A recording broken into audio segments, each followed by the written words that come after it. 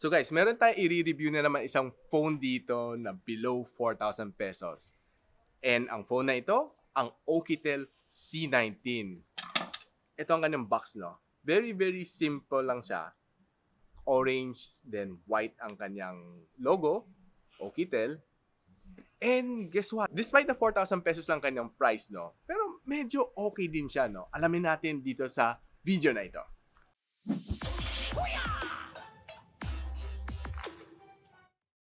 Hi guys! Ako nga pala si Richmond ng Gadget Psychic and welcome back to my channel. And right now, ano pa bang gagawin natin kundi i-unbox na natin ang Oukitel C19. Tara, samahan niyo ako, unbox na natin ngayon. So guys, sabi ko nga itong Oukitel na C19, ang linis ng kanyang box. Orange box and nothing else except yung specs niya sa likod, which is MTK6737, 2 gigs of RAM, 16 gig of storage. And ang color natin ay the color green. Tara, buksan na natin. Yun. So, wala siyang very, very simple. Pagbukas mo, nandyan na yung phone and nakasuot na kanyang jelly case. So, medyo masikip lang siya, no? Hindi ko siya maano. So, pipindutin na lang dito para ma-eject ang phone. So, kita natin, no? Yung kanyang camera is bilog. Similar siya kay Infinix Note 7 and kay Huawei Mate 30 Pro. Okay, so medyo nagiging uso ng mga ganang design ng bilog. So, pag suot mo ng protective case, di natin makita ang kanyang eksaktong ganda ng color niya, no? Pero tatanggalin muna natin ang case para ma-appreciate natin ang tunay ng color. Ayan. So, kita natin medyo gloss finish siya, no? Pero hindi siya madulas. Medyo may kapit naman siya. May grip, no? So, definitely okay. Masasabi ko sa inyo, okay ang kanyang grip. Hindi siya madulas. Kasi pag madulas siyang puro fingerprint magnet, ito, wala naman. Halos wala naman nakita, no? Walang smudges. So, okay. Okay, approve yan sa akin. So, bago yan, tingnan natin, no? Meron pa siyang USB Type-C cable. And of course, ang kanyang 5 watts charger. Very, very basic lang, no? So, putting it aside, tingnan natin yung phone mismo. Yan. So, para ma-appreciate natin ng phone, ilapit natin konti. So, yan. Ito ang kanyang camera. Meron siyang triple camera setup. And ito ang LED flash niya. Then, ang Oukitel na logo na sa ilalim. Ito ang kanyang loudspeaker na sa likod, which is, 2020 na, meron pa naglalagay na loudspeaker dito. So, sa ilalim, ang kanyang microphone in and of course, ang kanyang USB Type-C.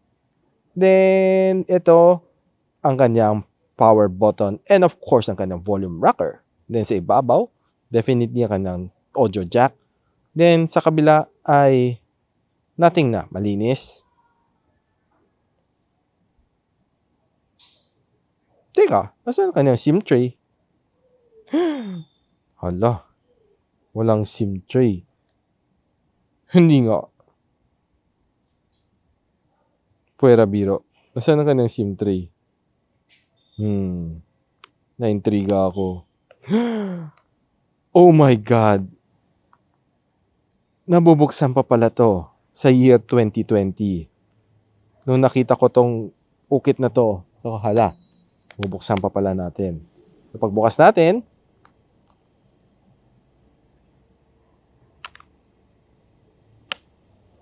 dahan-dahan lang, no? So, yan. So, pagbukas natin, makita natin ang kanyang battery, no? Meron siyang 4,000 mAh na battery. We can support 5 watts of charging. Then, makita natin dito, dual SIM slot. And of course, ang kanyang micro SD slot, which can support up to. So, siyempre, medyo mabibiting ka 16 gigs of ROM ang kanyang storage. So, definitely, very, very important to ang expansion port. So, pagbalik mo lang phone, click, snap. Okay na, you're good to go.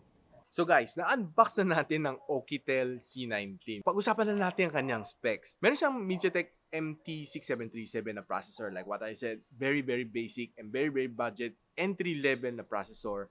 Definitely, ang kanyang performance, hindi yung sobrang bilis na in-expect nyo na talagang lahat kahit bato mo sa kanya tatakbo na siya. Hindi. So, entry level lang siya and tingnan natin ang kanyang score sa Antutu. So, nakakuha siya ng 45,000 points, no? Sa Antutu, given na meron siyang 12 gigs of RAM, 16 gig of storage, plus ang kanyang processor, which is very, very budget. Entry level, nakascore siya ng 45,000. Okay na. Pasok naman siya sa mga kaliga niya, no? Then, of course, syempre sa mga ganong budget level na phone, hindi mo i-expect na maganda siya for gaming. Maybe kung gusto mo mag-game ng konti, like Candy Crush, mag-Hungry Shark, okay pa naman siya, no? Pero definitely, kung maglalaro ka ng mga games na medyo heavy, feel ko medyo mabibitin ka doon. So, try natin mag-gaming konti, no? So, in-install ko ang Mobile Legends dito sa phone na ito and tinry ko i-run.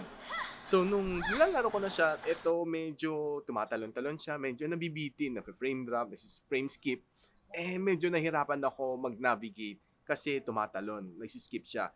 Definitely, hirap ang kanyang GPU para sa phone na ito, no? Para sa game na ito, medyo nasasakal at nababottleneck ang pag-process. So, wag mo na isipin na makapaglaro ka pa ng Call of Duty, ng PUBG, ng Genshin Impact.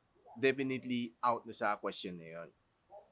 So guys, sino natin ang kanyang screen, no? Very, very vibrant naman siya, no? Meron siya 6.49 IPS LCD HD Plus ang kanyang display. Hindi ko masasabi na, 4,000 lang siya. Definitely, baka cheapy lang kanyang screen, no? Pero hindi. Very, very vibrant. So, tinry ko kung mag-swipe ng left and right dito sa phone na ito. Okay naman siya. Very, very responsive naman siya. Wala mang nakitang hang or nalalag ang kanyang screen. Definitely, hindi siya kasing smooth ng mga 120Hz, 140Hz. Iba ang budget, entry level lang talaga siya, no? Then, tinry natin manood ng YouTube dito sa phone na ito. Okay naman ang experience nito, no? Ang sound niya, rear firing siya kasi nasa likod ng kanyang loudspeaker. Okay naman, very, very nice naman kanyang sound. Hindi naman siya tunog lata kahit i-maximum ko na siya. Okay na okay pa naman ang kanyang sounds. Definitely, panalo manood ng mga videos dito sa Oukitel C19. So guys, sinan natin ang kanyang camera. Meron siyang 13MP na main sensor. Then, of course, sinamahan pa siya ng 2MP na macro lens and 2MP na depth sensor. Yan ang kanyang configuration sa kanyang triple camera sa likod. Then, tinry natin kumuha ng konting outdoor shot. Ito ang mga sample.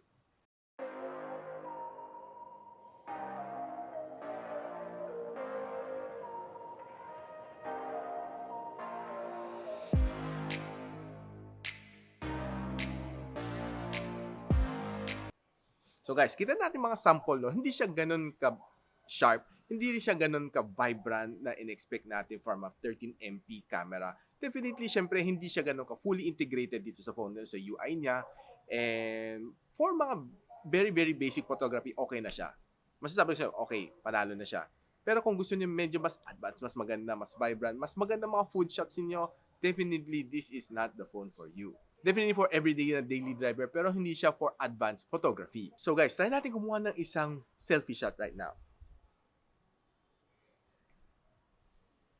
So nakakatuwa siya, no? Meron siya pa mga beauty filters na nakabuild din dito. Makita ko, medyo makinis ka mukha ko dito, no? Dahil sa kanyang beautification dito sa camera niya. And definitely, masasabi ko kanya 5MP na front camera. Pwede na. Hindi ganun kapangit. So, itry naman natin ngayon sa front video camera. Guys, ganito ang itsura ng front camera ni Oukitel. Ito ang kanyang resulta. Okay naman, no? Very, very basic lang. Tinry ko siya sa Zoom, tinry ko siya sa Viber video call. Okay naman siya. Matlinis naman or matino naman ang aking mukha doon. Pero definitely, kung i-try mo to for vlogging, I don't really highly recommend this one.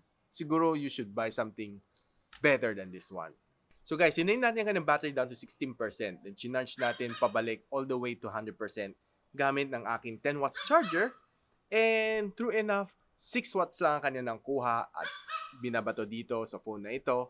Kasi like what I said kanina, 5 watts lang ang maximum na kaya nitong phone na ito. Then, guess what? Inabot siya ng 3.5 hours para mapuno ang 4,000 mAh na battery nito. Medyo may kunting katagalan nga lang talaga. So guys, niran natin ang battery stress test dito sa PCMark and sinet natin sa 50% ang brightness ng screen and nakuha natin 10 hours and 6 minutes of screen on time. So, tinry ko naman siya gamitin as a daily driver, no, for mga roughly ilang araw na rin, 7 days. Pansin ko, no, kulang-kulang umaabot naman siya ng 2 araw with yung moderate usage like Facebook, kunting text, calls, and of course, kunting YouTube. Pero wala, not much sa gaming. And halos kulang-kulang 2 days bago ko i-hit ang charging port. Pwede na, di ba? Guys, na-review na natin ng buo itong Oukitel C19. Masasabi ko sa inyo, no, kahit budget-friendly lang siya, 4,000 below, what's nice kanya is ang kanyang form factor, which is hindi siya mukhang chipipay. Mukhang premium pa rin siya, no? Ang nakakatuwa lang sa kanya is kailangan pa bubukas ang back casing para ikabit yung SIM card, which is very, very 2000, early 2000-ish na phone. Mga days na Nokia, which is kailangan mo buksan yung case, tanggalin yung battery para isaksak lang ang SIM card. Pero other than that, I can say up-to-date naman ang kanyang design. Mukhang Huawei Mate 30 Pro. And of course, ang kanyang kulay matingkad, very, very attractive naman sa mga youth today. So, anong tingin niyo sa phone na ito, guys? Okay ba siya?